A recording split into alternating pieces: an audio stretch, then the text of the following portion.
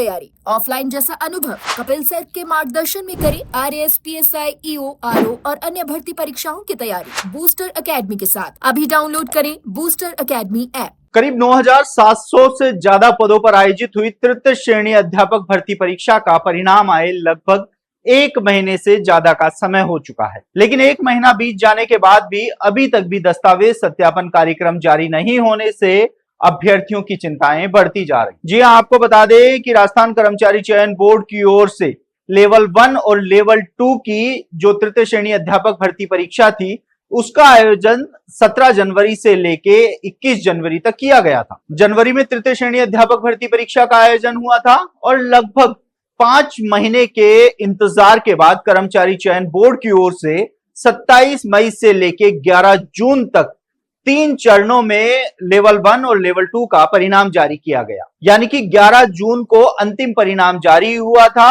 और अब 11 जुलाई तक निकल चुकी है, लेकिन अभी तक भी शिक्षा विभाग की ओर से दस्तावेज सत्यापन का कार्यक्रम जारी नहीं हो पाया है। लेवल 1 के लगभग 7,000 पद हैं, तो वहीं लेवल 2 के लगभग 2,500 पद हैं, यानी कि लगभग 9,700 पदों पर दस्तावेज सत्यापन कार्यक्रम जारी होना है। हालांकि अभ्यर्थियों द्वारा लगातार और कर्मचारी चयन बोर्ड के चक्कर लगाए जा रहे हैं कि उनका दस्तावेज सत्यापन कार्यक्रम कब जारी किया जाएगा, क्योंकि पिछले दिनों सूचना आई थी कि जुलाई के दूसरे सप्ताह में लेवल 2 का दस्तावेज सत्यापन कार्यक्रम जारी किया जाएगा, तो वहीं जुलाई के तीसरे सप्ताह में लेवल 1 का दस्तावेज सत्यापन कार्यक्रम है वह भी जारी होने की पूरी संभावना है। हालांकि शिक्षा विभाग की ओर से दस्तावेज सत्यापन कार्यक्रम को लेकर थोड़ी तेजी शुरुआत में दिखाई गई थी, लेकिन अब वो तेजी नजर नहीं आ रही है। तो वहीं लेवल 1 के अभ्यर्थियों की चिंताएं बढ़ी हुई हैं। आपको बता दें कि 11 सवाल जो डिलीट किए गए, इसके साथ ही 3 सवाल जिनका जवाब बदला गया और साथ ही कुछ ऐसे सवाल थे जो विवादित थे लेकिन बोर्ड ने उनको सही माना था। इन सवालों को लेकर राजस्थान हाईकोर्ट में चुनौती दी गई है, जो अभी मामले में प्रक्रियाधीन है।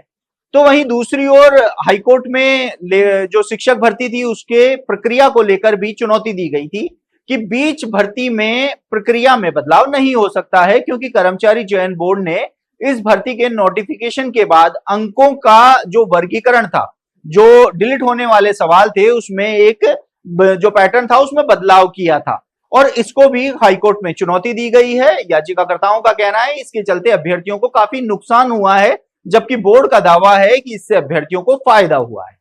तो वहीं लेवल 2 में SST के भी 2 सवालों को लेकर हाईकोर्ट में चुनौती दी रखी है और बोर्ड की ओर से उसमें जवाब पेश होना है। तो ऐसे में लेवल 1 और लेवल 2 के सवाल कोर्ट में अभी फिलहाल लंबित चल रहे हैं। हालांकि अभ्यर्थी जो इन सवालों से कोई ताल्लुक नहीं रखते हैं, उनका अगर देखा जाए तो 1 गुना में चयन हो रहा है, वो मेरिट में जगह बना रहे हैं, वो लगातार ये मांग कर रहे हैं कि जल्द से जल्द DV कार्यक्रम जारी करते हुए इस भर्ती को पूरा किया जाए। साथ ही इन अभ्यर्थियों का यह भी कहना है कि कोर्ट में मामला लंबित है, शिक्षा विभाग DV प्रक्रिया में लगातार देरी कर रहा है, तो ऐसे में मजबूरन उनको चतुर्थ श्रेणी कर्मचारी भर्ती जिसमें विभाग आवंटित हो चुके हैं वहां पर पद ग्रहण करना पड़ेगा और यह संख्या लगभग 3 से 4,000 हो सकती है। यानी कि आने वाले समय में चतुर्थ श्रेणी कर्मचारी भर्ती के लगभग 3 से 4,000 पद खराब होते हुए नजर आ सकते हैं।